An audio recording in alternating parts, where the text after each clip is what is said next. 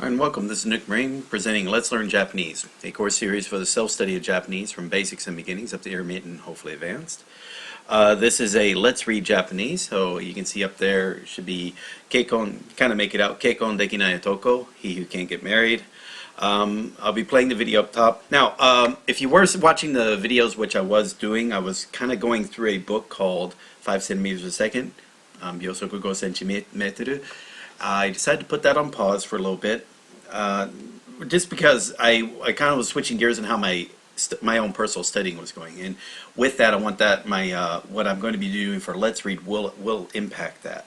Now, let me just give you a brief thing on what's happening here. So, if you go to my decks on Anki, I actually have four main things. I got hiragana, katakana, kanji, which I'll be starting that up soon. You got JLPT Tango, the Tango, let's learn the 1000, 1500, these various decks. I'm almost done with number 3. Just got a few hundred cards left, which, again, a couple hundred words, or less than 200 words left to go through, and don't know how many of those I'll be saving.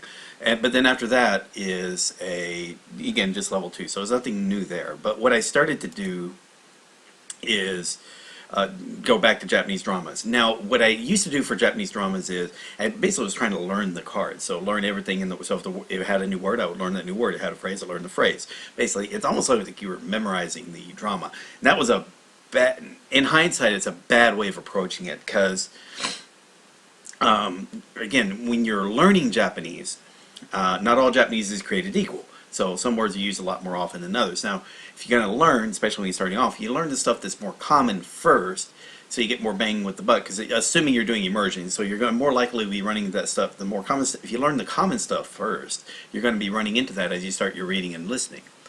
So when I first tried this out with dramas, it does work, by the way. I'm not saying so. What I'm changing is how I'm approaching it. So when I'm studying dramas now, I'm not going to worry about memorizing stuff. It sounds weird, but it's going to be, I'll go through the dramas faster, but they'll make them more effective.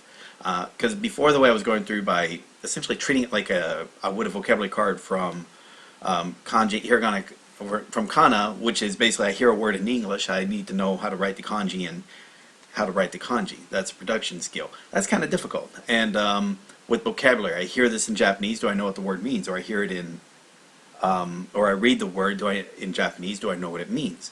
If I apply that same level of requirements to the drama, which I did, if you saw the Japanese dramas that I did for Terrace House, I was doing it to that level of difficulty. It made things much more difficult. If you even went back further, if you saw the videos I did for this on Memorize, it was even more difficult, because each card I wanted to add, you had to review it like 6 times just for it to count as learned, because Memorize didn't allow you to speed through things unless you try to have a plug-in that kind of mess with that. And then if you did, when I was doing it with Anki, I had it set up generically. This is when it was 10 years ago when I was doing it, and I was learning it where I'd see a card, I'd see it in a minute, I'd see it in 10 minutes, and see it a day, and see it next day. And if I didn't know what the word meant, I'd miss it, and then I'd try to learn it and then go back. So I was just trying to basically treat these cards as vocabulary cards, or phrase cards, or whatnot. And it turns out, with this little experiment I've been doing with Keikon de ki nai otoko, is, okay, let's back it off a bit. And the reason I'm doing a drama is to enjoy it when I watch it, enjoy it when I hear it. That's all. And we're going to go with the Steve Krashen idea of the I+1 is actually not everything you learn plus one thing new. What he was saying, really, I+1 is you're going to learn it when you're ready for it. As long as you're constantly immersing yourself in a native environment, you're going to naturally learn. So you're going to naturally pick up stuff as it's being presented to you. So I'm working off that idea. So the way I've approached it now, if you look at this deck, and let's just go into browsing, drama. Let's go a little further. So I'll go preview. So it's pretty much. So this is pretty much how I'm being previewed. It's like I'm watching a TV show with subtitles. That's it. If I know this word, I listen to it first. If I know it by listening, I suspend it. If I listen to it and I don't know what it means just by hearing it, so I'll read this nani. 何それじゃないでしょ then all I'll do is I'll just save the card. But when I save the card, instead of being in a minute or 10 minutes for the next day, I'm not going to. I set it to where it's spaced out to where it's added as 3 days from now. That's all. And that's it. I mean, this is how difficult to make it. Now, if it's a word I don't know, let's go back. Let's close out of here. Let's see if we got some stuff here that. 近々家建てたいって人がいるんです。近々家建てたいって人がいるんです。 Yeah, chichajika. See, chichajika would have been a new word, even though you kind of know what it means, like really nearby. Tatetai, yeah, so soon, near this before long. And the definition, what I'll be doing is I add a definition. I do add definitions from the Japanese dictionaries, but there wasn't one for this in a Japanese dictionary, so I just added the English definition. 近々家建てたいってたまには営業してくださいよ。 Now here I may not, when I first heard this, I may not have realized what he was talking about. By reading it, it's obvious, like, hey, once in a while I want you to do sales, or, egyo, so it's like do sales. たまには営業してくださいよ。たまには営業して。しかも手はベトベトになったら自分の服で拭いてたらしいぞ。 Right. So in this case, like beto beto, which is sticky, that was a word I didn't know. しかも手はベトベトになったら自分の服で拭いてたらしいぞ。 And it's like hoku ga nebari negari sama beta beta. And so asa de shatsu ga beta beta. So basically being stickier, it looks like in that one's beto beto da. I'm going to like be wiping it or whatnot. The anyway, so that's about as easiest way I could put it is because I'm approaching dramas a little bit differently. I'm going to do the let's read a little bit differently as well. When it comes to reading, you don't have to read different things all the time, especially when you're learning a language. We can reread stuff, and that second time, third time, or fourth time you're reading it is also effective as if the first time you read it, although you should know a lot more of it. So as you're going along, the idea of the I+1, as Crashin really means it to be, starts taking effect. Like you're going to start learning words on that second, third, fourth read through that you are ready to learn, because now it's, your brain is primed for it, whereas before. But I'm kind of cheating a little in that my read-throughs are going to be happening alongside this particular where I'm reviewing cards. So if this is a card where I'm listening, if I don't understand when I hear it, that's my only option of keeping the card. When I was listening to it, I didn't comprehend what was being said. And if all I need to do is read the subtitles and understand it, fine, that's a win. And then I just pass the card. I never fail a card on this material, so the cards are never being failed. There is always going to be, and if I don't learn the card, so be it. After about 3 months, I'm going to, if it gets spaced out, once it gets spaced out to 3 months, I just suspend the card anyway. It's either I've learned something from it or I didn't. It doesn't, and I don't care. All right? And that makes it to where the drama I learn is as difficult, it's only as difficult to my level of ability. That's it. It's either a word I don't learn, it's words I've learned, or it's words I already know. It doesn't matter, it's just, hey, and this makes the show that much enjoyable. And so with that, what I'm doing with a slight change to my reading, so this is a let's read. So again, so when I get started, it's going to take about a half hour to get through it. But the idea is going to be, I'm going to do my Anki deck drama thing here with cards for about an hour or so. And it's really just like I'm basically watching a drama a line at a time. So that's kind of fun.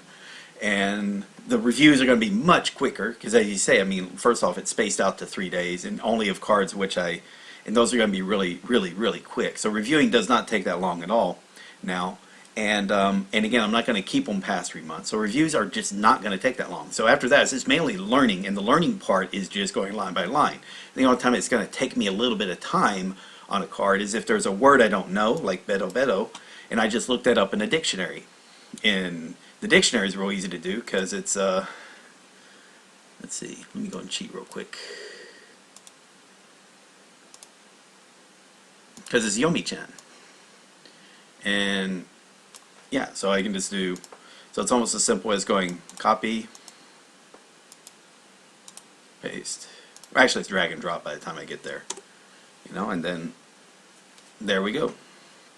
And then all I do is just, if I need it, I just highlight and And just highlight that and copy paste it into Anki and just move on. That's it. All right, nothing complicated. Most of the times at this level, when you get to about that, when you get beyond the N4 level, when you finish like the first two books, or you finish Take Him and half to all of Core 2K, when you're at that level, the grammar is not too bad. The grammar is actually most likely just another vocabulary word in and of itself. And so, again, you look it up and you add it, and don't worry about it. If you got to add the word multiple times, who cares? Because it's all about, hey, this particular word, you didn't know it in this sentence when you heard it. Add it. So I may add the word multiple times throughout the deck. It doesn't matter. I'm not trying to memorize the word. It's just that when this card comes up, I know everything about the card. And I'm not forcing myself to, oh my God, I got to memorize this. No, just, hey, just listen to it and read it. And that's it. And that's the difficulty of my Anki review as far as going for dramas. And then I'm just going to, what's going to happen is I do this little drama studying for about an hour or so. And then after that, I'm going to read for an hour. Now, the reading is going to be one of the stuff, it's either going to be one new thing, and then rereading stuff I've already read before. That's it. And I'm not going to be doing videos. The only time I'm going to do a video of it is if it's a new thing. So when I'm caught up, I'm going to catch up with 5 centimeters a second. That's going to be the next set of dramas. Like the next drama I'm planning to do is going to be GTO, and there's no real let's read of GTO. There's no text or transcript for it, just subtitles. So for that, during that TV show, I'm going to read 5 centimeters a second. That's it. Since there's transcripts for this one, I'm just going to utilize transcript for Kekkon Deki Nai Toko. They're not the best transcripts. I mean, if you look at them, you see episodes 9 and 10 are just two or three paragraphs. But for the most part, it is a pretty lengthy, it does come out to be a light novel in size. I'm just going to continue on doing that. And I've got some really good books lined up. I'm looking forward to it. I'm going to be doing the dramas as well. And I think this should help my Japanese learning, because I remember I got better in Japanese when I was using dramas.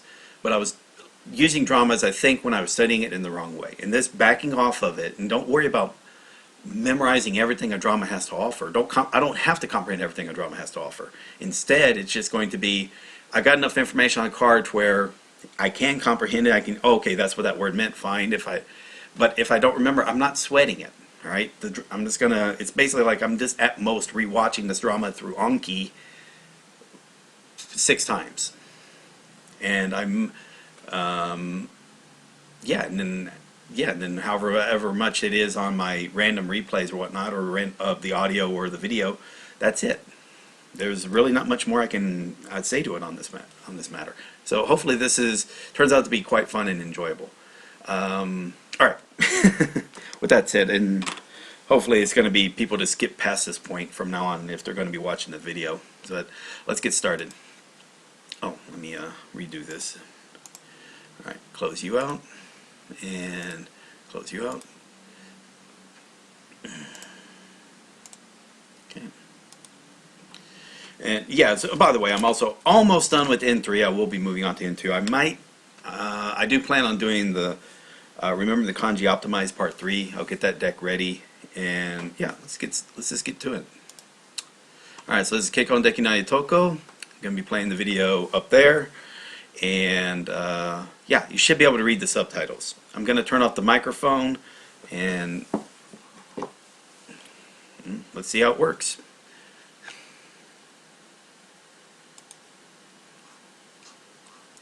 Get started. Oh, and by the way, same as before, on the Let's Learn Japanese subreddit, I will, again, I will have this transcript posted along with the subtitles. So if you want to see that, that's what I'll be reading along with. And yeah.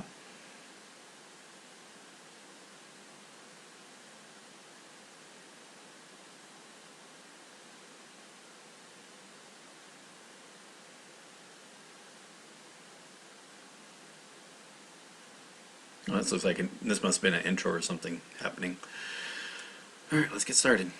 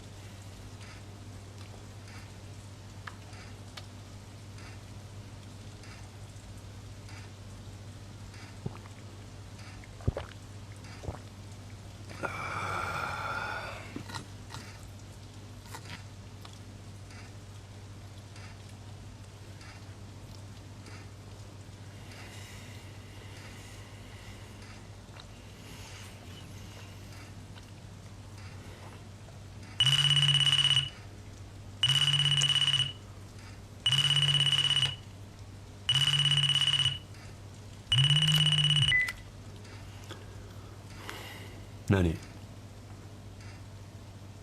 パーティー？何それ？何それじゃないでしょ。坂本さんのレストランの3周年パーティーですよ。ああ、忘れてた。いいや、俺は。桑野さんが招待されたパーティーに俺だけ来て変でしょ。古代ローマ人のパーティーってのはな、寝そべって手づかみで食ってたらしいな。知ってるか？そんなうんちくはいいから。近々家建てたいって人がいるんです。たまには営業してくださいよ。しかも手がベトベトになったら自分の服で拭いてたらしいぞ。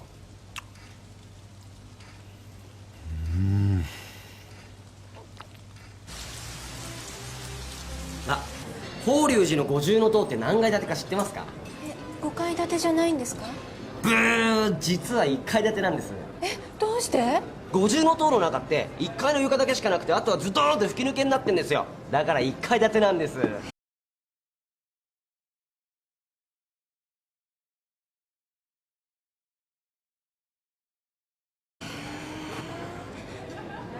俺の受け売りで争う。先生。先生はやめろ。はい。あ、さっき話してた桑野さん。こんばんは。すごい優秀な建築家さんだってお聞きしてました。いえ。あ、電話で言ってた人こっちです。ならもう話は終わった。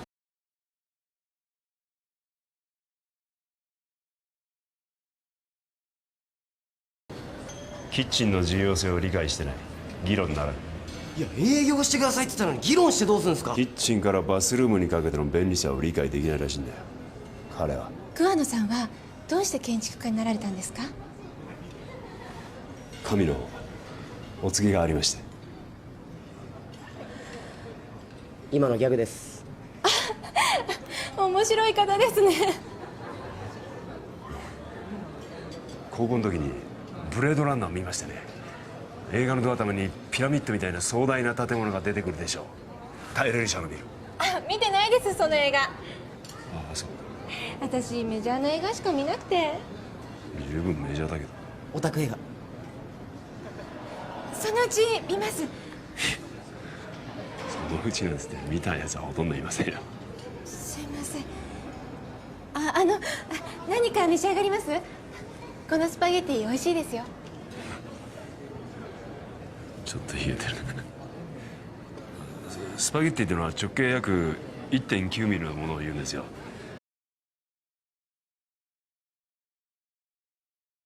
これちょっと細いから厳密にはスパゲッティに、つまり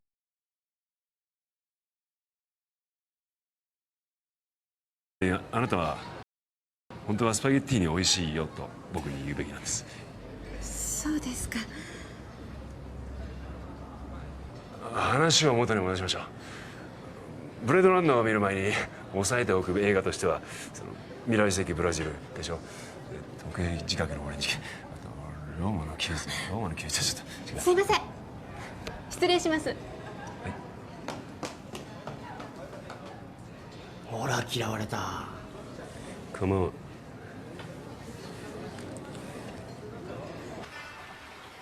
で、僕はいずれ教授になりますから。実際教授の奥さんはお医者さんが多いでしょ。みんなご主人の研究を支えてたんですね。その投資の甲斐あって今じゃ左打ち屋ですよ。ですね。あ、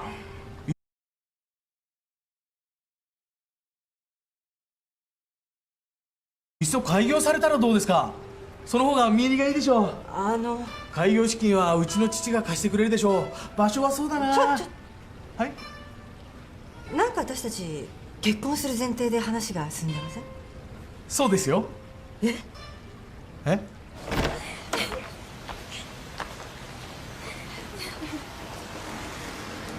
おやすみなさい。おやすみなさい。ちょっとはキャラ考え直さないと孤独になりますよ。孤独？構わんね。コージー。英二君。おい、沙織ちゃん、お待たせ。それじゃあ失礼します。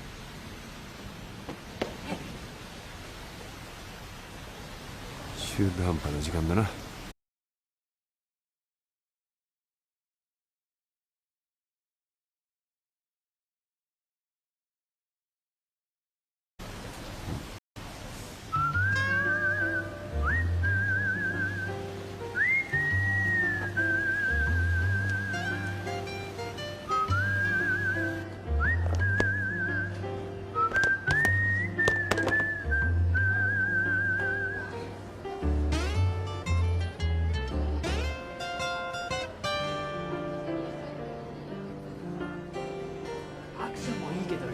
のでいいのがあるんだって。アクションの方が絶対いいよ。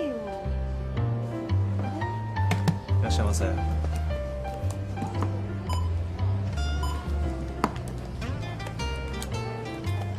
これ映画本編じゃなくてメイキングですけどよろしい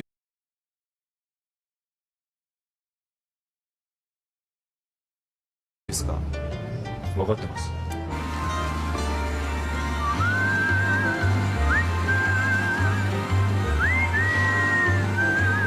もっとは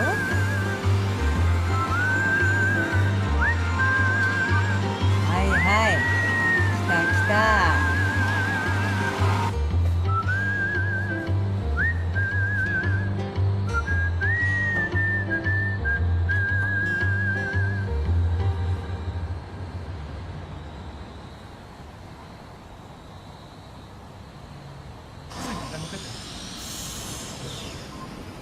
こちらが桑野が設計した一番新しい住宅になります。いやー、いいですね。あ、私もぜひお願いします、桑野先生に。この間も言いましたが先生と呼ぶのはやめてください。あ、すいません、つい。すいません、気を使わせてしまいまして。クリエイターっていうのはもう偏屈なぐらいじゃないといいもんもできないでしょうねえ。偏屈じゃいいものなんかできませんよ。発想の柔軟さなしにこういうものができると思いますか？そうですよね。すいません。まあちょっととっつきにくい人ですけれども腕は確かですから。それに私どもジャパン住宅プロデュースが完成まで責任を持ってマネジメントさせていただきますのでご安心くださいませ。はい。いや、建築家さんに頼むとね、なんかすごい奇抜な家になっちゃうんじゃないかなって心配だったんですけども、この家を見て安心しました。なんていうか、適度にユニークっていう感じで。ユニークと奇抜の定義の違いを教えていただけますか？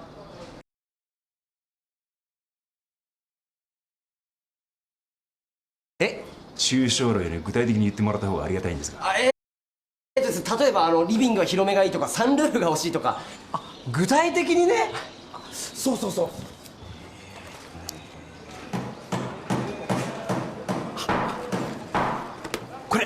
これなんかいいと思うんですよ。イメージとぴったりだ。それ誰の設計ですか？これはね、前田紀之さんですね。前田さんの事務所は新宿です。場所を教えてあげて。カバン持ってきて。はい。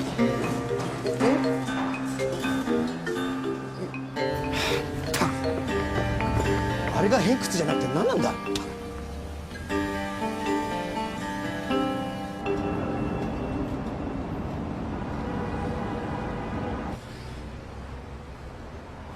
油断した。前もって注意しとけばよかった。はい。ありがとう。これじゃ事務所やっていけないっすよ。あれさって1階の社員なんだし売上目標ノルマがあんのよ。じゃあお客さん他の建築事務所に回すわよ。ご自由に。ああ、俺の安月給も永遠に回収されないわけか。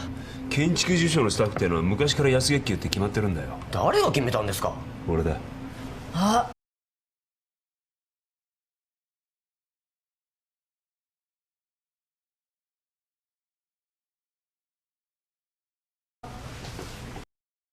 キッチンオープン型にしたんだ。はい、最高もいいし動線もスムーズになったでしょ。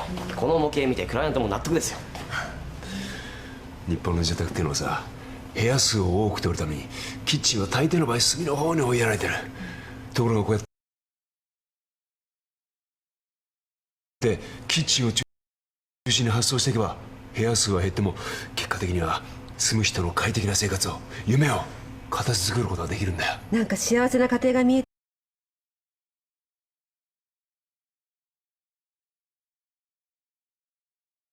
てくる気がする。私も結婚したくなってくるな。とは言っても現実にはその家に住んで喜ぶのは暇な時間を持て余してる奥さんだけだけどな。旦那は妻と子供と家のローンという人生の三大不良債権を背負う羽目になる。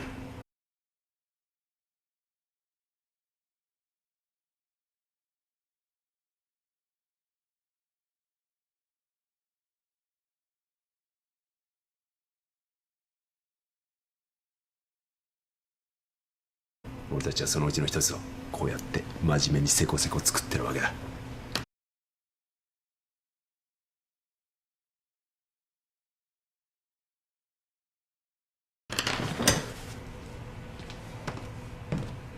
自分で作っといてよくそんなことが言えるわね。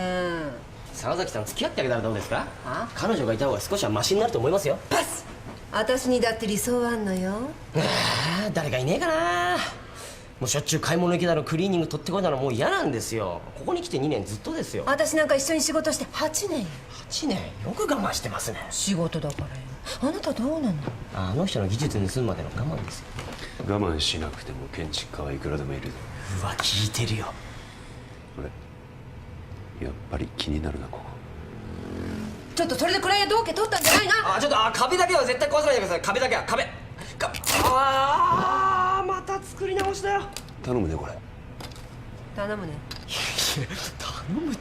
やっぱりキッチンをもっと広くするか。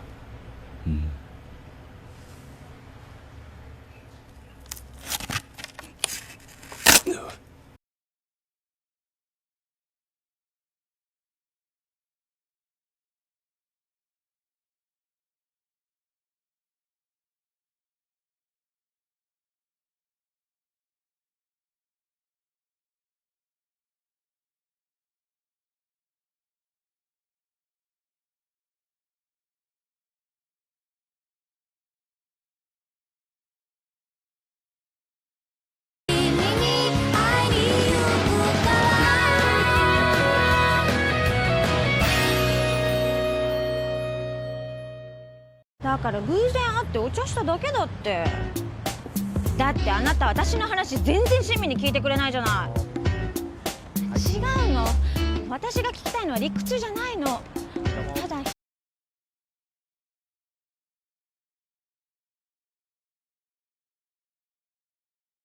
ひどい上司だねって味方になってほしかったの。生姜焼き2つ。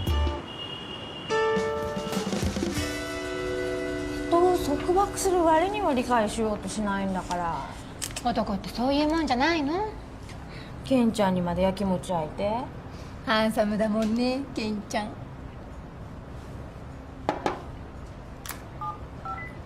本当。ねえ、彼氏できてもいないの愛情は変わらないんだね。そりゃ飼い始めたのは失恋したからだけど、今はもう家族だから。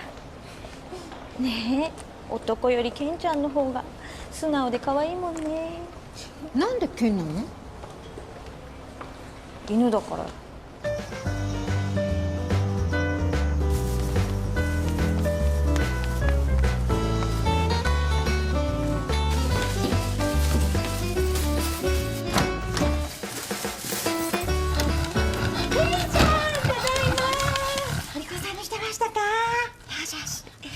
今ご飯あげますからね。ねえ、ケンちゃん。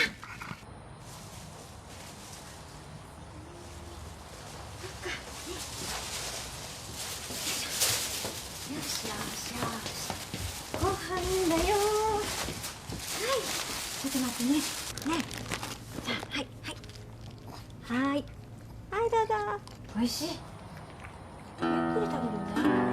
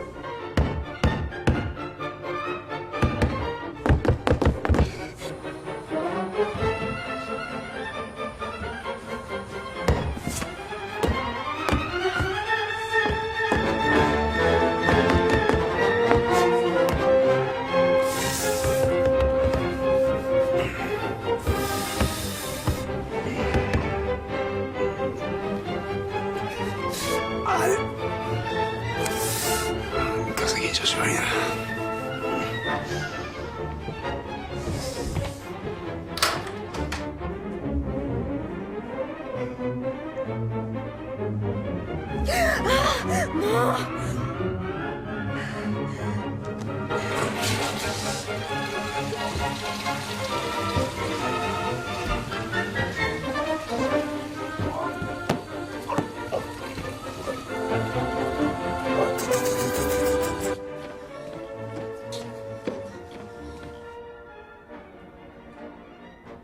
変なやつだったらどうしよう。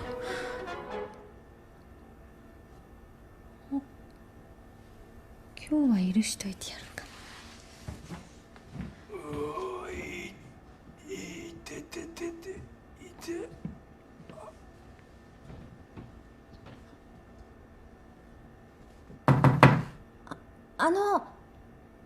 もしもし、どうかしました？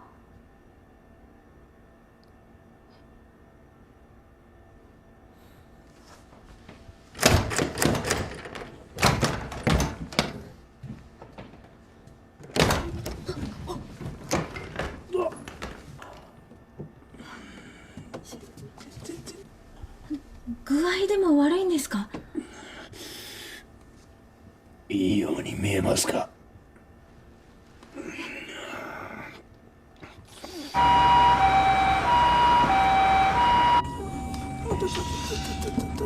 城南大病院まであとどれぐらいかかる？15分ぐらいですかね。あ、何ですか？中川病院に行ってほしいみたいです。かかりつけの病院ですか？さあ、奥さんでしょ？違います。血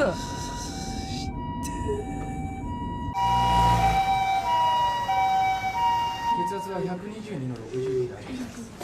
どう？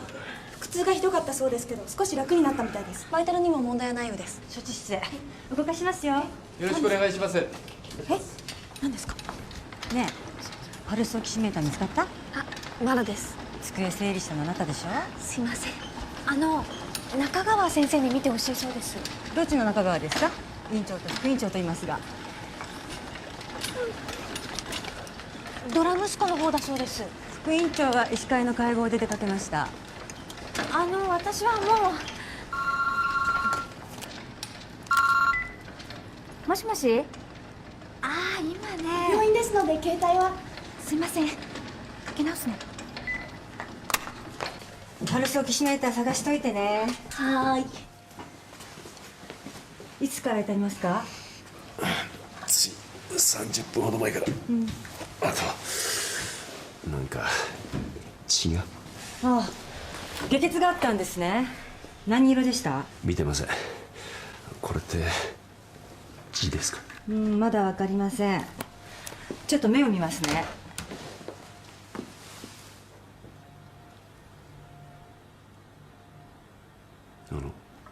痛いのも長なんですけど。貧血の具合見てるんですよ。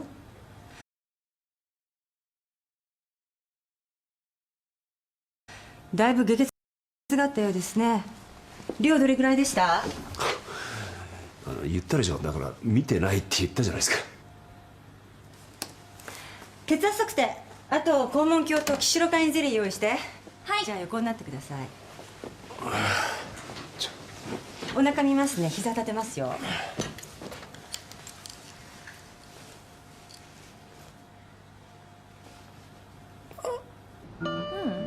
私じゃなくて隣の人。男だから何よ。なんでそんなに私のことが信じらんないの？じゃあ言わせてもらうけど、そっちだってまなみちゃんと飲みに行ったの知ってんのよ。違う、私は飲みに来てないって。病院。ですね、多分腸のこの辺にポリープが痔ができてると思います。で、うんちが出にくくなってここにつっかえる。で、無理に出そうとするとお腹が痛くなって出血するわけですね。ご丁寧にどうも。じゃあズボンと下着取ってください。肛門の検査します。肛門。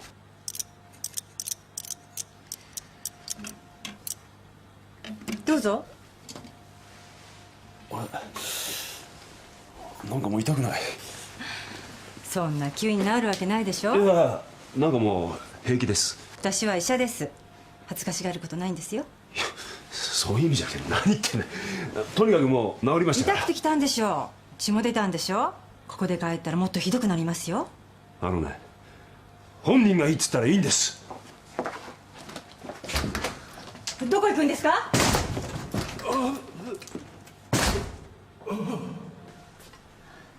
笑顔担当、ちょっとお願い。はい、ちょっと見るだけですからね。ご心配なく痛くしませんから。なんで電話出てくれないの？もう一度ゆっくり話そうよ。最近会う時間なくて、そのせいでメッセージをお預かりしました。預かるなよ、途中なのに。あの人今夜何食べました？あ、知りません。ただの隣人なんで。そうなんですか。あ、いえ、奥さんか恋人なら大変だなって。なんか大変な病気とか？病気じゃなくて性格。なんかね。ちょっと待ってください、ね、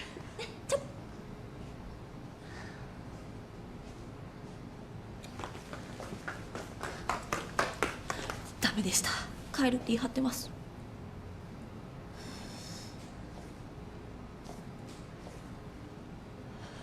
じゃあ採血して検査に回す。止血剤入りの点滴も始めて一晩入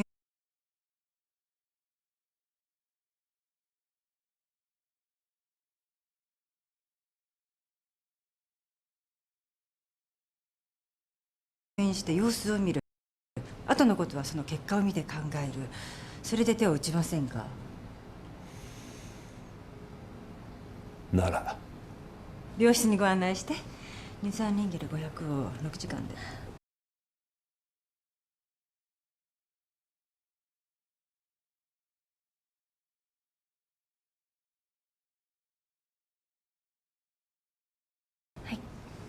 どうぞ。じゃあ私はこれで。ご苦労様でした。お大事に。ああ、どうもすいませんでした。ケンさんによろしく。え？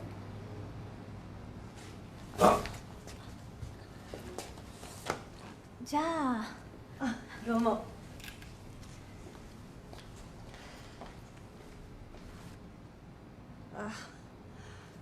マリちゃんごめん。パルスオキシメーターあった。嘘つきだな、あの女医。一晩寝たら全開だよ。油断するとまた痛むぞ。お前のせいだぞ。副院長ともなると忙しいんだよ、夜のクラブ活動が。浮気じゃねえか。ちょい悪親父で決めたらホステスにモテちゃってさ。くだらんね。せめていいか悪いかどっちかにしろ。それができないからちょい悪なんでしょ。パパ。おう、ユミ。いいよ。どうなのお兄ちゃん、字で入院なんて珍しいわね。字じゃない、ポリープだ。おじちゃん字なの？字なの。ここだ。先へ行っちゃったら分からなくなっちゃうじゃない。ごめんなさい。お母さんしばらくです。こんにちは。どうなのこの人。ゆうべはかなり腹痛があったらしくて一晩入院して様子を見てます。大げさなんだ、あの女の医者。まあとにかく命に別状がなくてよかったわ。いえね、あなたはどうでもいいんだけど、あなたに死なれたら孫の顔が見られなくなるでしょ。もう一人いるだろう。だって由美は中川家の子だものね。大きくなったらこの病院の跡取りを狙う男たちがよりどりみどりだぞ。ちょっとそれまで病院があるかな。クソ。ほらね、こういうひねくれたものの言い方、絶対お父さんに似たのよね。私じゃないわよ。お父さんが死んでお母さんだって寂しいんだから、親孝行だと思って結婚したら。私ちっとも寂しくなんかありませんよ。それにね、私信介には結婚してくれなんて言ってない。ただ孫が欲しいって言ってるの。その違いが俺にはよくわからないけど。隣の男のせいであわや破局寸前や。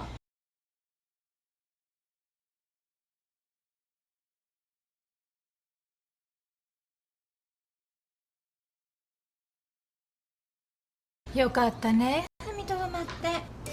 明日の夜仲直りデート。喧嘩の後のデートは盛り上がっちゃうわけだ。私たち結婚した方がいいんじゃないかと思って。結婚したら一緒にいる時間長くなるし、隙間ができることもないと思うんだ。この部屋だっておじさん夫婦がロスから帰ってきたら出なきゃいけないしさ、都合で結婚するのってどうかと思うけど。大丈夫、私ポジティブシンキングだから。ならいいけど。はあ、私も誰かいい人探そうね。え、隣の人ってどんな人？独身？ちょっと変。関わらない方がいいよ。そう？うん、ほんと変だから。え？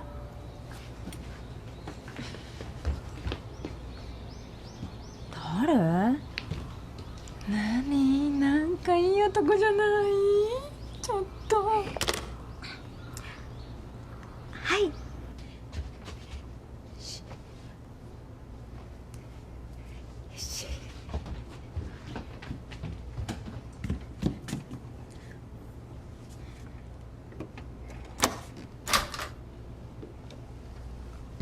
あ、どうも。休みの日にすいません。いえ。隣の桑名の事務所のものです。すいません、ゆうべは桑名がご面倒をおかけして。これつまらないものですけどどうぞ。お気遣いなく。お隣同士ですから。彼氏いるくせにいい男の前では猫かぶるんだからね。で、お加減は？大丈夫みたいですよ。いつも人に指図ばっかりしてるから、たまには医者に指図された方がいいんですよ。指図って社長さんとか？いえ、個人事務所です。名称。建築やってんですよ。設計とかされるんですか？まあ。すごい。どんな建物を建ててらっしゃるんですか？ごめんね、せっかく紹介してもらったのに。大学病院の医者が嫌とかそういう問題じゃなくて。でも転勤が多いのはサラリーマンの人も同じだし。子供？相手もいないのにそのこと考えてないよ。考えないとダメ？結婚ね、まあしたいよ。そういう姿勢じゃダメ？結婚でお悩みのとこ失礼。別に悩んでません。何ですか？帰ります。お世話になりました。何言ってんですか？ごめん、また電話する。ダメですよ。採血の結果を見てからって約束でしょ。それに大腸カメラも。もう全然平気ですし。それは点滴が効いてるからでしょ。またぶり返しますよ。そうなったらその時考えますよ。仕事もありますし。もう若くないんですよ。は？最近年を感じることでも何かあったんですか？私の話じゃないでしょ。後で苦しむのは自分なんですよ。看板、趣味悪いって中川に言っといてください。私はあなたのポリープにまだ用があるんです。僕のポリープは用がないって言ってます。そうですか。とても残念です。全くです。失礼します。後で泣きついてきても知りませんよ。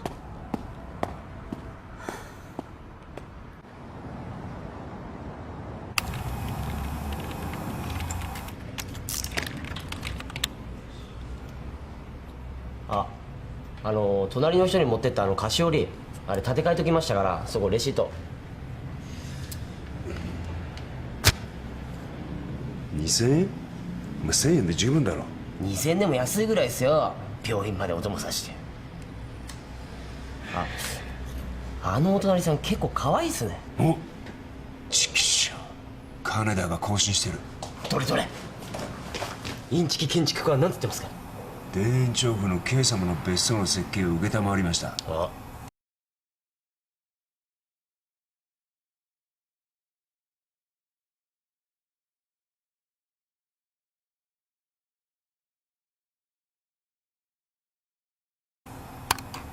ら、承ってばっかりで全然完成しやしない。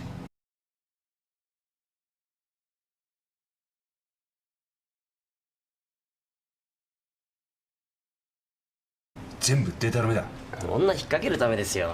でも俺は女ナンパするためにホームページまで作っちゃうような親父ちょっと尊敬しますね。くだらんね。あ、俺ちょっとお隣さん誘ってみようかと思うんですけど、いいですか？お前な、いちいち許可取らなくていいよ俺に。はい。あ、そうだ、お前確か香りだかしおりだかという女と付き合ってたよな。沙織？あいつも好きですけどね。ちょっとなんか最近マンネリなんですよ。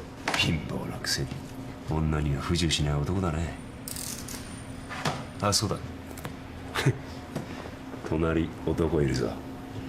ケンさんとかいうごっついのかな。それ聞くとかえって燃えるタイプなんですよね。あ、そう。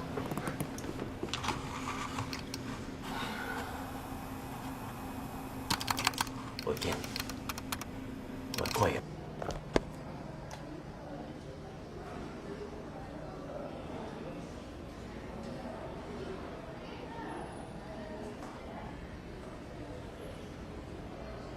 なんだっけな、超背がちっちゃくて色白で超可愛いの。誰この辺。俺か。あ、この子超可愛くね。いいだろ。はい、お待ち。はい、どうも。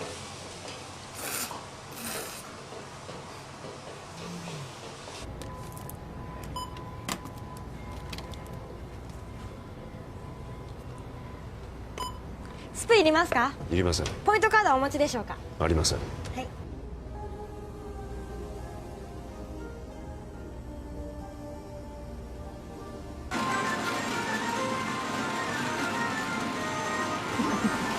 いいよ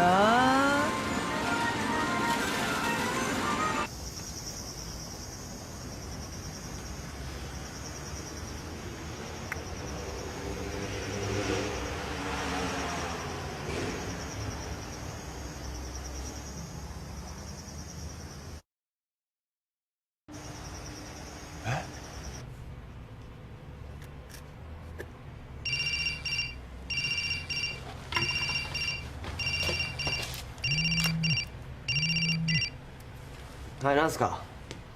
金田？実物も思いっきり透かしてやがら。うわ、見たいかも。女が来た。美人だ。足も長い。モテるかな。おお、すっごい車。車種は？知るかそんなの。でも高そうだ。その美人の写真撮っといてくださいよ。やだよ、恥ずかしいなお前。お願いしますよ。残業してる部下のために。連れてってないよ。本当に仕事だったんだって。あれ、メールだってさ、髪型変えた？ちょっとできる女風でしょ。そうしてくれたんだ。だから早く見つけたの。うん？あ、おかしい。あれ、何か？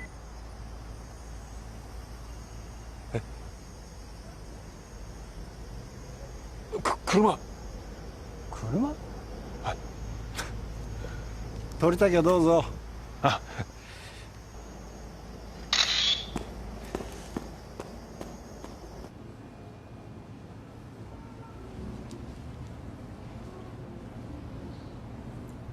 あら？ああ、こんばんは。どうも。そういうの読むんですか？ああ、いえ、彼のです。デート。お一人ですか？なんか最近の若い人ってデートなのに黙ったまま並んで漫画読むのね。映画見ても同じじゃないですか。まあ、じゃあ私こっちなんで。それじゃまた。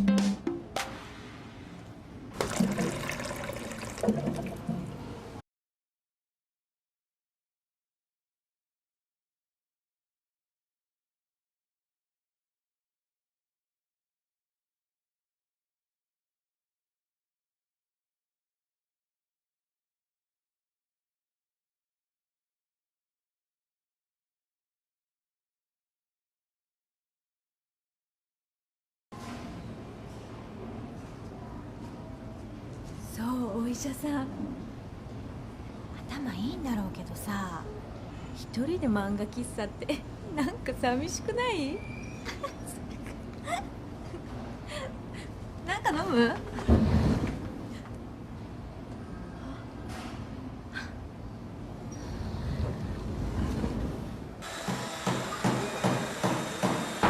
わ、これ 2000GT じゃないですか。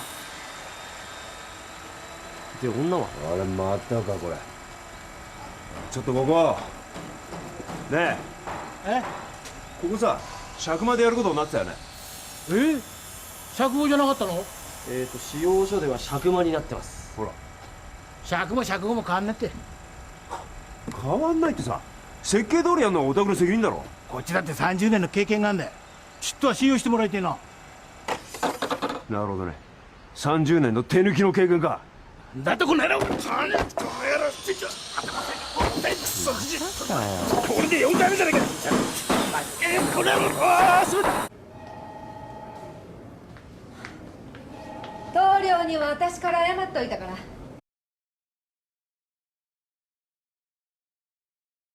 ありがとうございます。謝る必要なんかないんだよ、向こうが悪いんだから。こういう大人な人がいるおかげで桑野さんが好き勝手できるんですよ。よく言ってくれた。あ、チーフ、菊池邸の見積もりコピーしておきました。ありが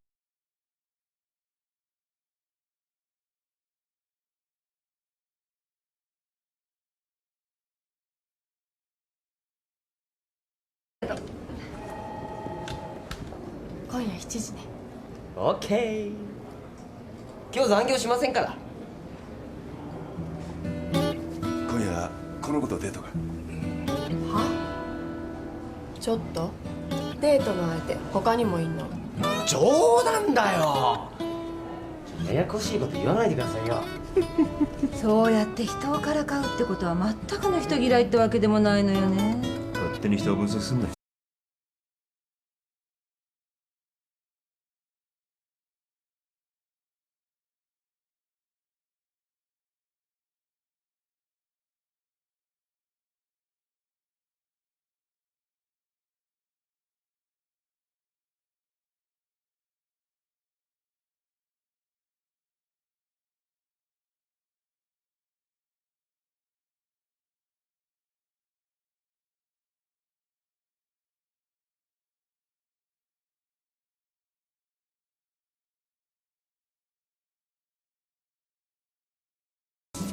したくもなるわよ。果たしてどんな子供時代だったのか、どういう人生を経てこういうキャラクターが出来上がったのか、何かトラウマでもあるのか。老けたな。いい家を作るくせにどうして他人に興味を持とうとしないのか。みかん箱を作るのにみかんを好きになる必要なんかないだろ。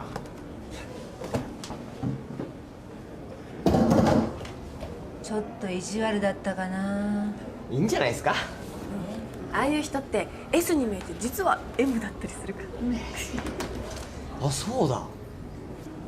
あの先生今日そういえば誕生日なんですよ。40歳の。そうだっけ。本人忘れてんのかな。さあ。実は誰か言ってくれるの待ってんじゃないですか。お二人で何かしてあげたらどうですか？何かって？サプライズパーティーとか？あいつが喜ぶ？ガキみたいに何やってんだ。くだらん。やめとく？やめときましょうか。電話ですよ。よくまああの妹と10年持ってるよな。紹介しといてよくそういうこと言うな、お兄ちゃん。俺は嫌だね、ああいう気の強いタイプはな。惚れちゃったんだよ。悪いか。あ、そうだ、俺今日誕生日だ。何急に思い出してんの？ゆっくり思い出す方がおかしいでしょ。思い出す時は急だよ普通は。はいはいはい、ヘリクス言い続けて40年。40か。誕生日のカクテルでもお作りしましょうか。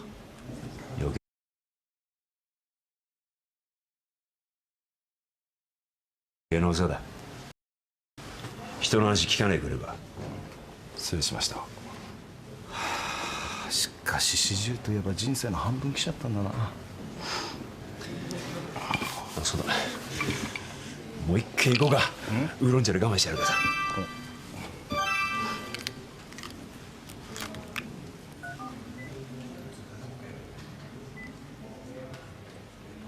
毎晩この時間になると送ってくんだよ。万が一浮気しようとしてたら萎えさせる作戦なんだ。昔からやり方がちっとも変わってねえなあいつは。俺一生浮気はできないかな。明日早く帰るわ。どうせ女と約束してんだろな。あんまり待たせんなよ。ごちそうさん。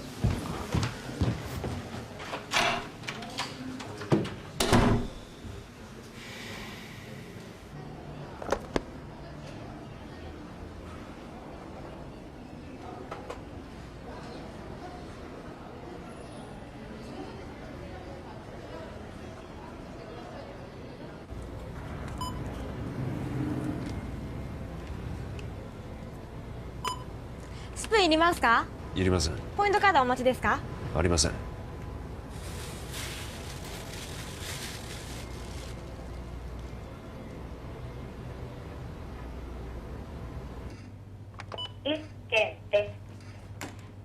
しんすけ、お誕生日おめでとう。あら、もう40になっちゃったのね。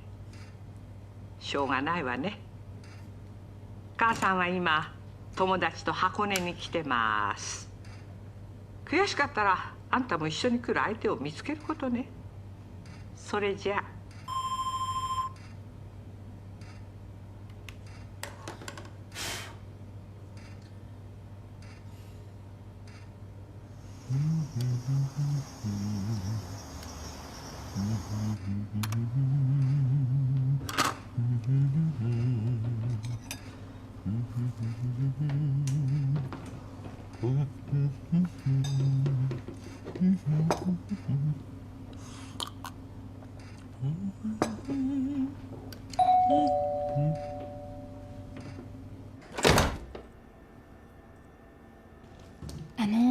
私隣の田村みちりの友人です。何か？さっきあの子からなんか変な電話あって。変な電話？はい、気になって来たんですけど全然返事ないんです。留守でしょ。いやいや、さっき電話して着メロ鳴ってたんでいるはずなんです、中に。で？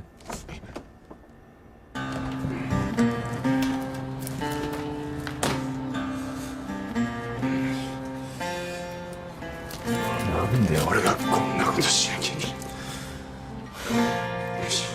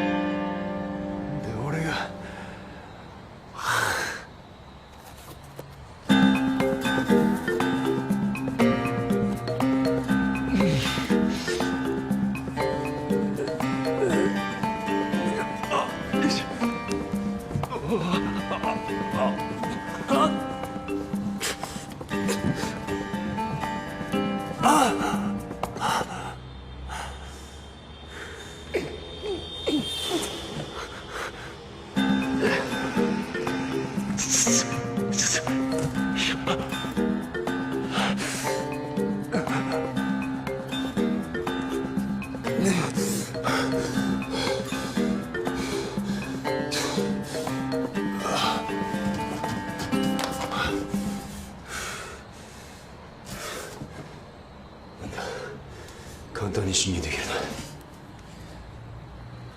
いるな。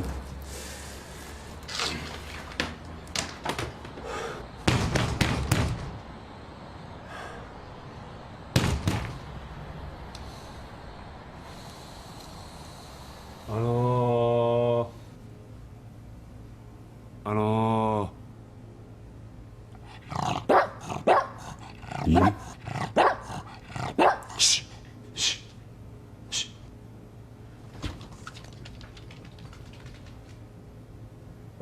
あれちょっとねえ大丈夫？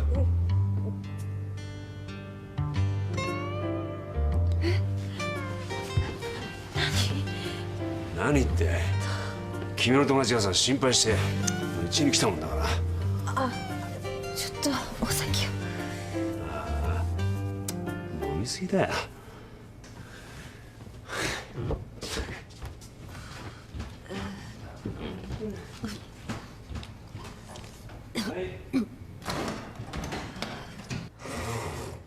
また彼と喧嘩？ちょっとやけ酒。犬も食わないってやつだよね、ケンちゃん。ケンちゃんって犬か。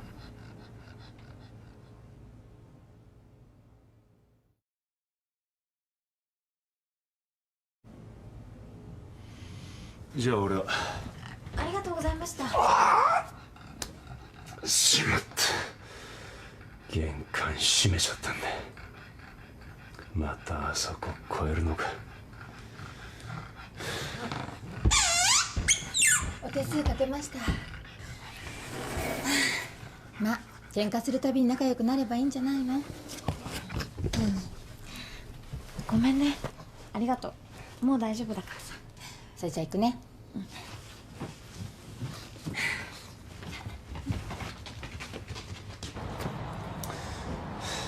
ここ犬飼っていいんだっけ？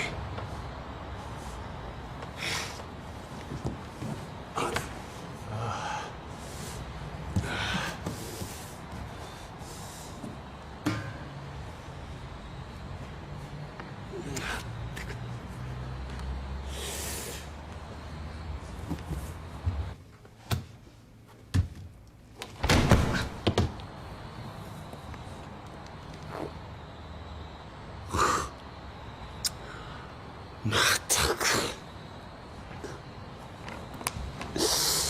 急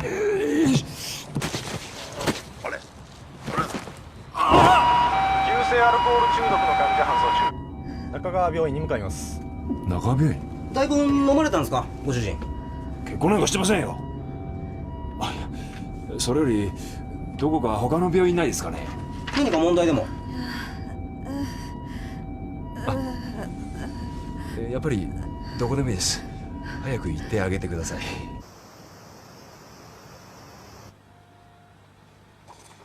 漫画喫茶で彼とラブラブだったじゃない。どうしてやけ酒なんか。うちの犬ケンって言うんですけど、前の彼氏の名前なんです。その人と別れた後、寂しさを紛らわそうと思ってその子飼って。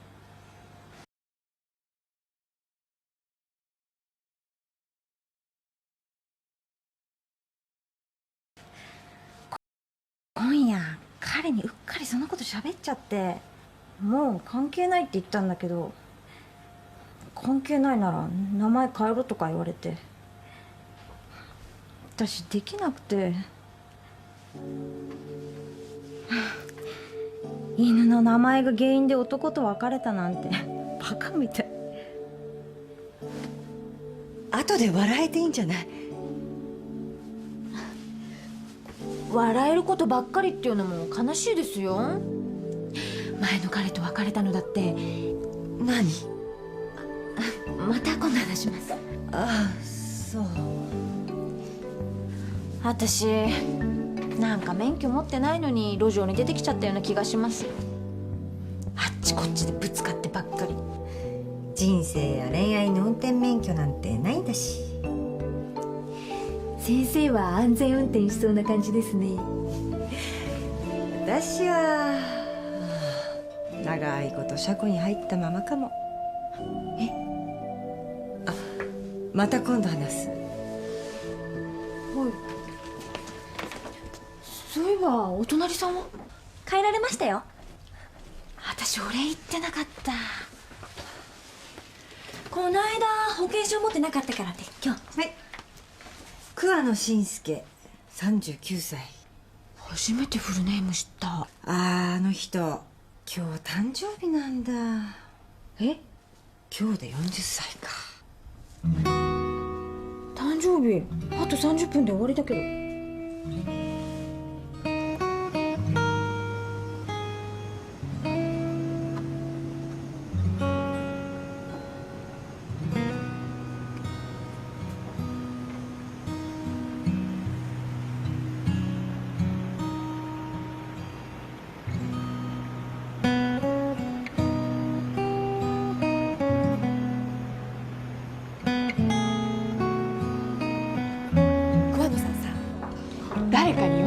してるかな。ないない自業自得。ちょっとは変わらないとダメなのあの人は。いい仕事をしよう。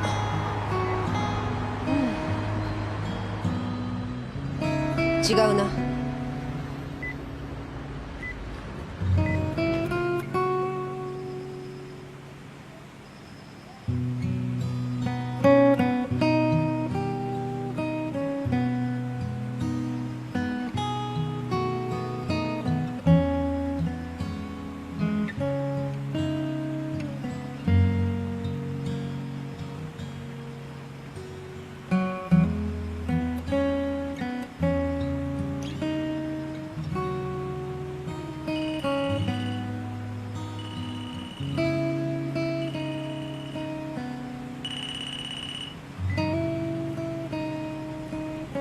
はい。中川総合病院の早坂です。どうしてこの番号を？クラブ活動中の副院長に電話して聞きました。余計なこと。あの子どうですか？今変わりますね。ご心配おかけしました。もう大丈夫です。いえいえ。この間とおあいこっていうか。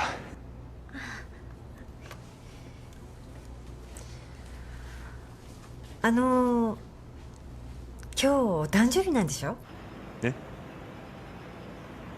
あそうでした。お誕生会しません？患者さんからもらったケーキがあるんです。今みんなで食べようかって言ってたとこなんです。なるほど。ついでに呼んでみるかって感じですか？まあそうです。結構です。人が親切に誘ってあげてるのに。親切？どうしてそんないつもトゲトゲしてるんですか？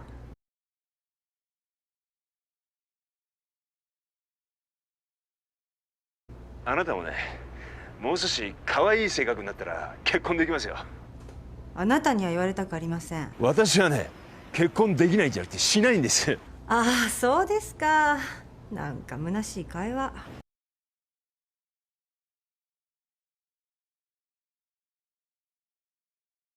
そうですね。それじゃ。それじゃ。あれ？え？どうしました？いや、また腹が。ほら、ちゃんと直さないから。そんなに痛みます？大丈夫です。いったいや、大丈夫です。やっぱりダメだ。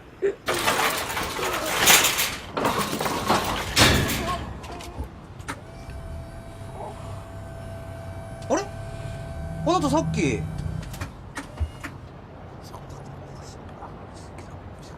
あ、中川病院ですね。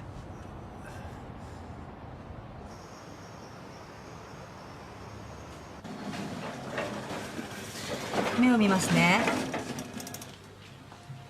はい。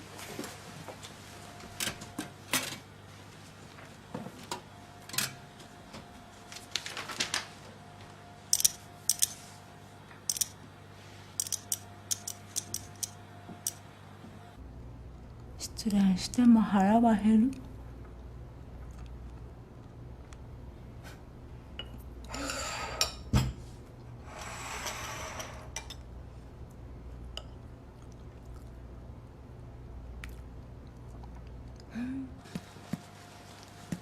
中川呼んでもらえますか？いません。何度言ったらわかるんですか？ならこの間の点滴だけ。お前無視するのか？医者の言うことを無視するからそういうことになるんです。泣きついてきても知りませんよって言いましたよね。別に泣きついてなんかない。泣きついてるでしょ、どう見ても。はい、横になってください。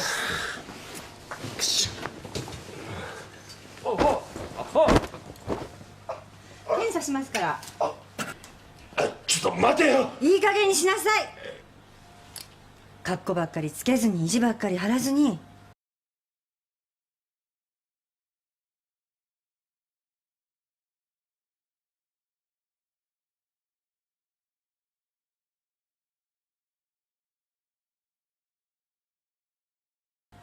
少しは素直になっても損はしません。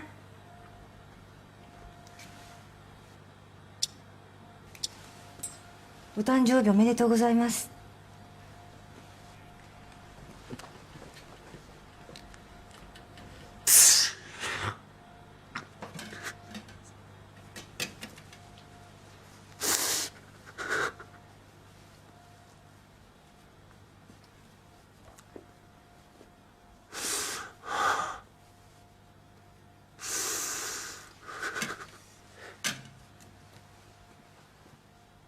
力抜いてください。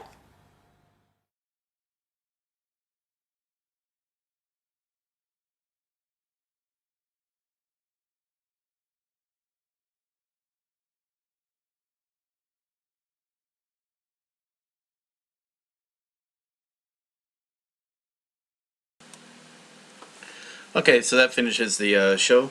So it was 57 minutes. If you were noticing, if you're paying attention, the subtitles here weren't really matching with the subtitles there. There was this was from apparently with the broadcast on TV was where it was drawn from. So it was skipping. So edited for time. So this is a 57-minute drama. I guess they edited it down to like maybe 50 minutes or something, 48 minutes, so they can fit in with the commercials or whatnot.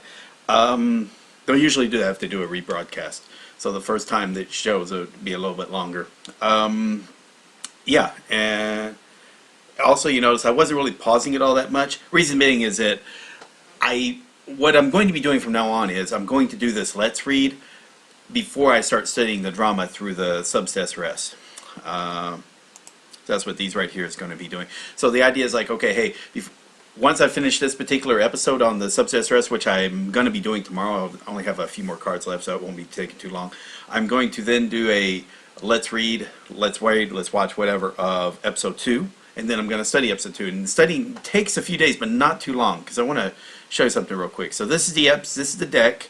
Let me just look at the stats. All right, so these are the stats. Now, first time I looked at it's going down about 2 weeks ago. Sure, but if you notice, I was like skipping a lot of days. And a lot of these were just reviews. I wasn't actually, and a few of the days are just me doing reviews. So so if you kind of look at what's happening, so if you look at the review count, the blue is where I'm actually learning it. And by the way, it only counts as reviewing once. And I'm not marking any as wrong. I'm never going to mark any as wrong. So the reviews are actually the only time it's seen, and then it's spaced out. So it's going to be first time you see it, then it spaces out to 3 days, and after that it does a normal spacing, so maybe about 7 or 8 days, and then 20, 25 days. It's just going to space out from there. And then once it gets to about 3 to 6 months, I'm just going to just say suspend it if I remember to do that.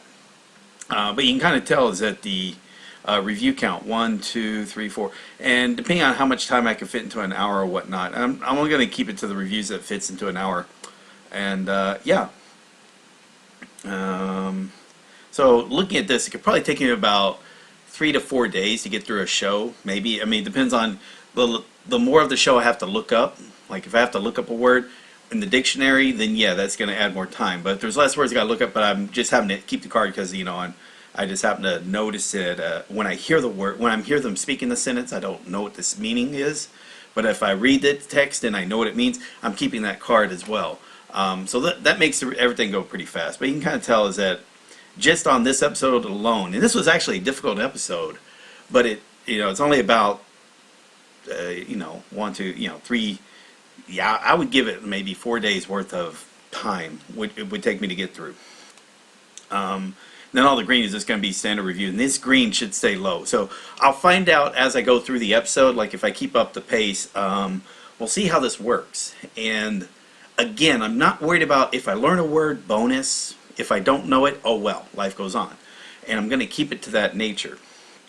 So that's the review count. The review time, it's kind of hard to go with the review time because when I'm adding words, the review time, the timer stops on Anki. So it's hard to tell about time, but I'm going to limit it to an hour. I'm going to set a hard limit of 1 hour of study time. And this is going to be an unusual type of Anki study time because it's not really studying in per se. It's just me watching the drama. I'm just having to watch the drama through Anki. So all this blue here, it's just me seeing that episode play out sentence by sentence. That's it. So before I was doing it so the way it's going to work is I watch the episode and pause as I see words I don't know and look those up real quick. Then I go through. Then the next day I'm going to go through Anki, and it's going to be. I'm going to go through it, and it's every. Let's see, make sure I'm doing this right. So when I'm going through Anki, yeah, it's just going to be sentence by sentence, and the only thing I'm going to worry about is when I put in definition, it'll be Japanese definitions. Yeah, and we'll just see how that works. Go on there. And you can kind of tell, and if you wanted to see how much I've suspended. So the way I've done is I've just added the first 3 episodes. So that's another thing I'm doing differently. So currently I'm keeping about half, suspending about half. So not too bad. And I'm sure as it gets further down, I'm going to, as I get used to the way the characters talk, same thing happened in Terrace House. As you get in Zettai Kareshi, as I get used to hearing people talk, then you just kind of know what they're going to say. You kind of get used to how they're talking. So it should be interesting. So this is going to be an experiment. Because the way I used to do it, the first one was, okay, I'd only study like the first third of a drama. Okay, I did that with Zettai Kareshi. All right, and it turned out that wasn't a very good idea because, it might be, because, the latter third of the series could have information that's like brand new. They're introducing new plot lines and storylines throughout the series, even though it's just a single series. Then I tried it with Terrace House, where I would skip episodes. And again, it didn't work out well because I was playing it with, if I see a word, okay, do I want to memorize it? So if I saw, like, beta beta come back up again, and I don't remember what beta beta is, then I'd hit miss. Well, I'm going to stop doing that. If I don't know what it is, I just look it up. Okay, and then the answer is on the card, on the answer side of things. Okay, that's what it means. Cool, let's move on. Well, I was noticing, though, while watching the show, believe it or not, I did not have to pause if I wanted to. All the words they were going over, I knew all the words. I just went through the damn thing, and I just only went through it once. So it's like, okay, cool, this is working. I don't have to put as much effort into learning the drama now.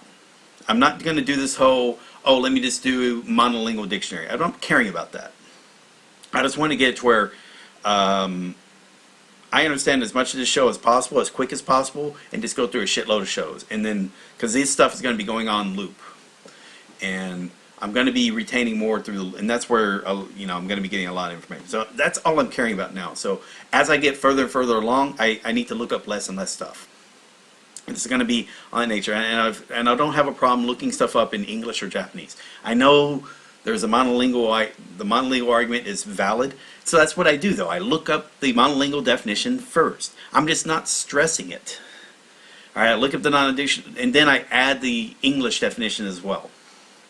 A reason being, if I don't get the information through the monolingual, the English is there as well, and it's just there's less I have to during my review time.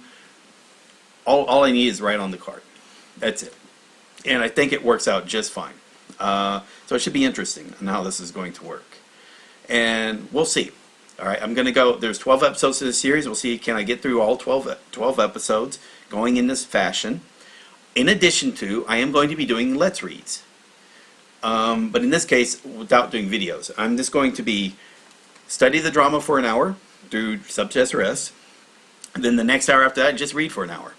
And it's mainly going to be either reading something new, which I might read this particular person's,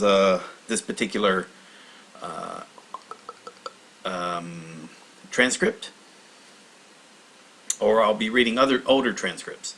And that's how I'm going to approach it. And I might set it so the transcript, I'll set the final transcript as being near the end. I don't know. I mean, I'll decide on that. Time will tell.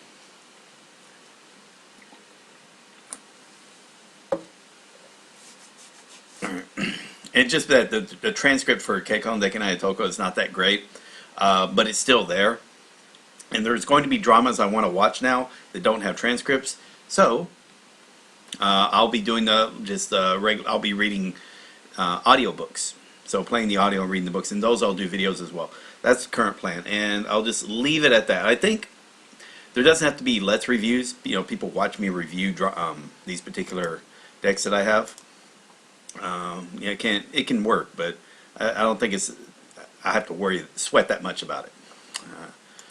But this looks, personally, this went a lot faster. I mean, I'm starting to review a lot faster. Like these JLPT Tango decks, these do take time, but they're faster now. I switched up some things. One is I switched them. It's hard to explain, but yeah, let me just show you.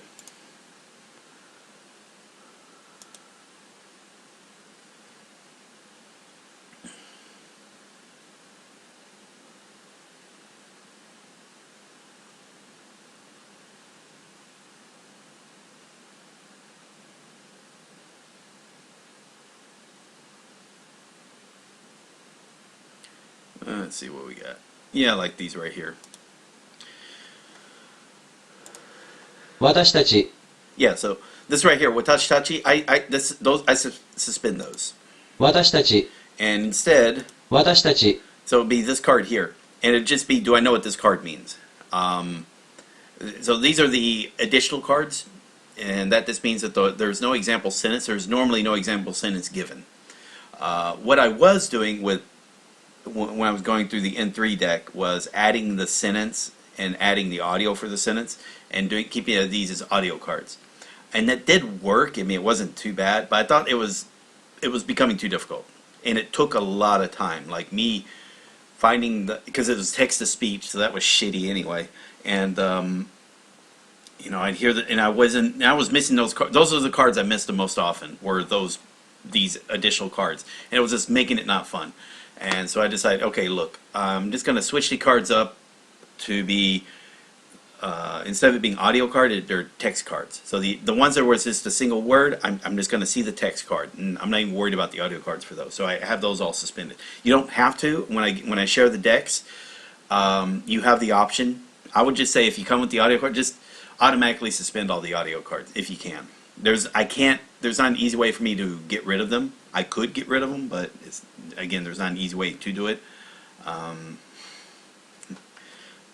Yeah, anyway, it is what it is. What else? What am I thinking? All right, I think that's pretty much it. Yeah. So, yeah, this was fun. By the way, this is fun. This is a great drama. This is a very fun drama to study. So there's another person I know who's excited. He's studying this drama as well. It's pretty good for guys that are above 30, and you want to emulate a tougher sounding guy that's not like the generic yakuza. This is just a regular working adult. Abe Hiroshi is probably not a bad person to mimic. Yeah, so if you're going to be doing, shadowing or mimicking or adopting a parent, then he would be a good parent to adopt, to sound like, to mimic, and whatnot. There's some other actors as well, just that there's really good dramas that star him, in which, again, it's just more fun that way to do. What else am I thinking? Yeah. Oh, and by the way, for Kekkon Deki Nai Otoko, it's 12 episodes, so it's going to be in each part. I am sharing the deck, so I'm going to be creating them in 3 episodes each. So each part should be about 3 episodes. I'll put those on the Patreon. Those will be for the intermediate members. Not that it really matters. It's not about the cost or anything. It's mainly about if you're doing this type of, I think, for dramas, it's best if you wait till you're past the N5, N4 books. You've got, once you start up on N3 level vocabulary and grammar and kanji, that's also, you're probably at a level where you can also start incorporating drama study into your study time. And just cut your time in half, where the amount of time you were studying vocabulary, instead now it's going to be, okay, half the time's vocabulary and half the time's doing dramas. And you don't have to go through it fast. It's just, however, if you set aside an hour or a half hour to an hour, just do whatever you can get it done in a half hour, an hour, and then just keep going on. And I recommend also adding in a time of you reading Japanese. So it looks like the way I've got my time set up, it's going to be an hour of study of vocabulary, and then an hour of, I'm sorry, okay, so the way it's going to be is I'm going to study the drama decks, so subset studying for an hour, read for an hour, and then after that I'll do studying vocabulary for about an hour or so, and that's just my study time. So yeah, it sounds like a lot per day. I'll get done whatever I get done, and we'll see how this goes, and I'll try this out. We'll see how this works for the next couple months, see how my level works out, see how much I'll bite on, yeah, hopefully I'll be biting into the Into book. I was going to do some kanji. I think I can hold off on the kanji deck for right now, and let's just see, doing this whole drama thing along with vocabulary, let's just see how that works out, because I know what's going to happen is, as I'm going through these dramas, I'm going to pick up vocabulary, and by picking up vocabulary through the dramas, that means there's less I need to learn through the book. Alright, because if I know the word, I don't need to study it. I don't need to add it to Anki. You know, just, okay, I already know this word, suspend it. And we'll see how that goes. Alright, so we're at an hour and 30 minutes into the broadcast. Thank you all very much.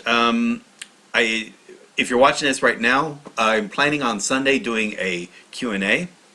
So if you go to the Discord, link should be to the Discord, and go to here to the January Q&A, there's already been lots of questions filled out on here.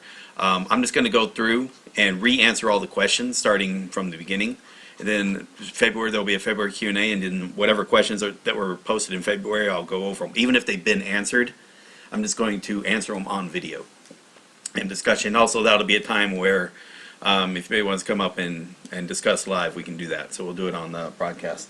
Now, I don't know how long I'll be doing this on Twitch. Hopefully I'll be getting the YouTube stream authority back, my ability to stream on YouTube, and if that's the case, I'll stick to YouTube. Although this has been fun, so there's nothing particular wrong with Twitch. It just saves me a step of uploading to YouTube. You know, that's pretty much it. And it seems like I get a lot more people watching me on YouTube, so that adds the conversation. And I think in this particular setup, talking, it's fine. Okay, I think that's about it. So yeah, so go on the Discord, Let's Learn Japanese Discord, and even if you're not a member, everyone's allowed to post in the Q&A. Everyone. All the other channels are limited to Patreon members, but anyone can read them. I may create channels that are Patreon only. I don't think there's a need for it. Like I already said, like if you post some disrespect, everyone's going to be able to see it. If I do need to lock it down, I will, depending on feedback from the members. I'll leave a lot of that up to the members. But for the most part, it seems to be going quite well. Patreon's doing. Thank you again to all the Patreon members. That again, it's above $500 at the moment. I know it's going to be dropping because currently about a third of that is through essentially contract work. Again, I'm being hired for about 8 to 10 hours of work. So eventually they don't need me for that time anymore, so they'll be dropping it down to normal levels. So yeah, I'm not, yeah, so it's not really, it's hard to explain, but it's easy to tell if you go into the numbers. You can tell like where the, how many people are patrons for a normal level of patronage and who are actually hiring me temporarily for whatever work needs to be done. Work for hire. Yeah, man, let's, and like I said, I'll do another Let's Read either tomorrow or the next day, but of the next episode, and then I'm just going to then, as I'm reviewing the Anki deck, if I'm not finished with it, I'm not going to do a Let's Read of stuff of a new thing. I'm going to do a Let's Read of an older thing, and I'm not going to do it on video. I'm just going to do it on my own, and I'll essentially give back as to, okay, hey, this is what's happening. And so I'm not going to be streaming as much, maybe once every 4 or 5 days. But when I do stream, it'll be a Let's Read, for most likely. I might occasionally do a Let's Review, and then once a month do a Q&A. So let's try to back off the whole, what I was doing, which were daily live streams. They're fun, but I know, for one, they take a lot of time that's not learning Japanese. And the other is that my life schedule may have to change radically since I did get hired. I did pick up a full-time job as an interpreter, so that's going to take up a lot of my time. Like it's a full-time job. So me spending time making a lot of YouTube videos is going to be a non-starter at after that point. We'll see how that works out. All right, I think that's about it. Thank you all very much. This is Nuke Marine. This has been Kekkon Deki Nai Otoko. And apologies for the on the video that near the end where they took out the guy's shorts, so he had his butt cheeks clenched real tight on that scene. But yeah. Yeah, when you get to being an older guy, yeah, you start realize, yeah, that's stuff I'm gonna have to start worrying about as well. Yeah, or the stuff in the body just starts breaking. The warranty expires, and that's when stuff starts breaking down. All right, fun times. All right, and we'll see if YouTube goes and slams the door shut on me when I try to upload this to YouTube, because yeah, YouTube is YouTube. All right, thank you all very much, Nuke Marine, and I may actually, yeah, I'll be back tomorrow. I'll be back tomorrow, maybe with the episode 2, and then after that, it'll be the Let's Reads will be spread out. So thank you all very much. It's Nuke Marine, and I will see you tomorrow or whenever.